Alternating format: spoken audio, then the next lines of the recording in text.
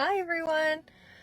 So something I've noticed is like I'll watch a podcast or a YouTube video or something and I'll notice like everyone looks so put together. Like the clothes and the hair's dried and perfect and they're drinking out of the perfect mugs, and I'm just like, sometimes I just want to call my friend in the middle of the car or like, my kids at practice and I have 20 minutes, I'm going to call you, or I'm at the grocery store, I need to tell you this, what do you think? So that's how I want to talk to people a lot of the time. I do love the put together look too, because that feels really good sometimes, especially like as a woman, as a man, you just like to feel good, whether it's like you got a nice shirt on or you took the extra time to get dressed today and things are working out really good. And then sometimes we just need to call our friend from the car and we have 20 minutes to cry and laugh and get it out to feel good to go on to the next thing. So if you're watching this, let this be your moment of knowing you have a friend to talk to. Also thinking of your other people in your life that just reach out to them at any time. You don't need to be put together. And if you feel like you need to be like that with your friends, or you may need different friends or a wider variety of friends, that you can fully just be yourself and they can just be themselves too. And I also just spilled my whole latte in the car on the floor. I had my period today. I'm like, I am gonna probably cry. So I went back in. I said, I'm here to buy another one. It was my fault. I spilt it.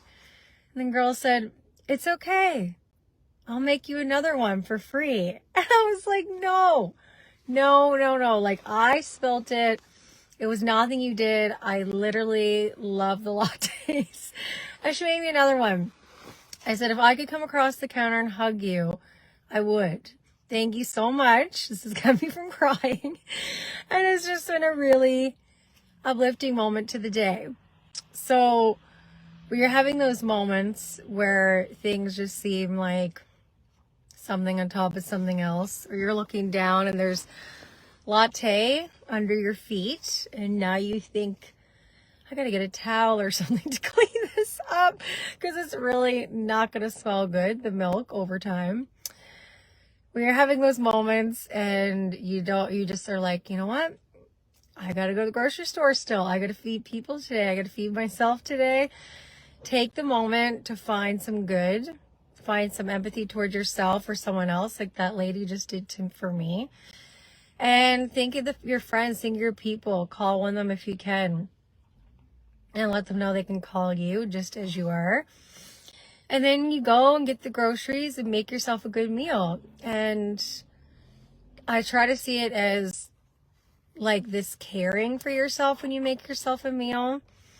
I kind of like that feeling a lot, and I love eating with other people. So it makes me feel good to make the food, and I also love going to someone else's house and eating food.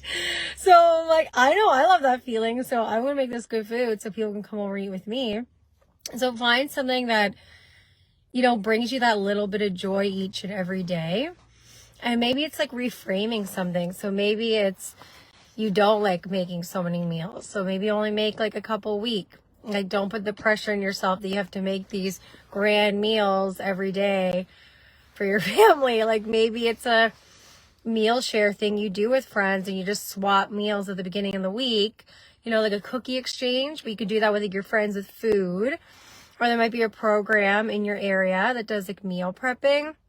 So be open to other possibilities, find the joy, open up to the harder things, but also like have some ease and opportunity. Like, look for the opportunities in those moments when you're like, I really don't want that rule put on me. And it doesn't have to. You can find your own way to do things. I also wanted to give you a breathing technique that I've been doing a little bit more. Always just like slowing my breath down. Slow your breath down anytime you can in life. that really works.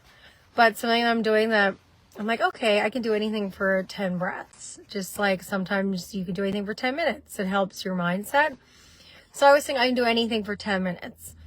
And there's this program that I'm doing online, Jalapeno, I think that's how it's worded, with this guy named Joe from The Secret and this other teacher.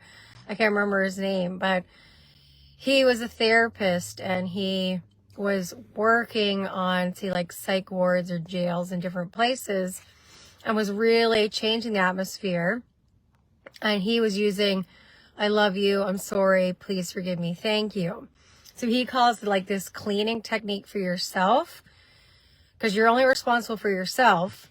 And then that cleaning that you do for yourself helps everyone else around you and the environment around you. And it was just so I'm learning about it. I'm really loving the mindset of like finding like what you can control, what you're responsible for, and bringing like that dependency back on yourself. And one of the things he was talking about was zero limits. So sometimes we think of like zero limits, like I can do everything, but it really, he's talking about coming back to zero, which is actually a post that I wrote about before I even knew about this, was about going back to zero. And instead of seeing it as like a scary thing, this is where everything is and nothing is. So you have like birth, like 0, day 1, like this beginning of something, but also ending of something. Like 0 is just nothing and everything. And when you can get back to that place, it kind of looks to me in my mind's eye like a blank canvas. And if you can bring your feelings, your emotions, your mindset, everything back to 0, even just for a moment, now a new thought can come forward. So this breath is helping me with that, coming back to 0, to then be like, okay, I can choose again. Maybe there's another thought. Maybe there's another possibility, because I can't think of any other way when I'm not at 0. I'm like, there's chaos in my brain and there's so many other things. So the breathing technique is you breathe in for 10. And I tend to go like 2, 3, 4, 5, 6, 7, 8, 9, 10. Hold for 10. Exhale for 10. Hold the exhale out for 10. Then inhale for 10. Hold for 10. Exhale for 10. Hold the exhale for 10. Inhale for 10. So you keep just repeating that same breath pattern 10 times. So 1 inhale, exhale is 1. And I use like my fingers. So I'm like 10 inhale, hold 10, exhale for 10, hold that 10. Next inhale, I'm going like this. Now I'm on my second one. Something I noticed about myself, and I literally was Googling this because I haven't heard anyone else talk about this before. But when I hold my exhale out, I feel panicked. Like sometimes when I do it, I'm like, I'm only going to get to like 4 or 5 breaths. Like I have to inhale. Like I get so panicked and intense feeling, like this like really bad feeling would come over, like this, I guess panic is the only way I can describe it. So the first time I did it, I wasn't getting to 10 on the exhale. But then by breath like 7 of the cycle of 10 breaths, I was like, okay, I held it for 10 seconds and I can probably do 2 more.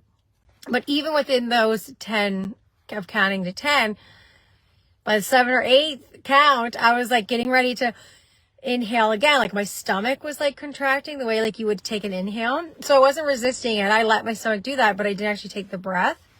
So I did that. And then by the 10th breath, I was like, oh, I feel different.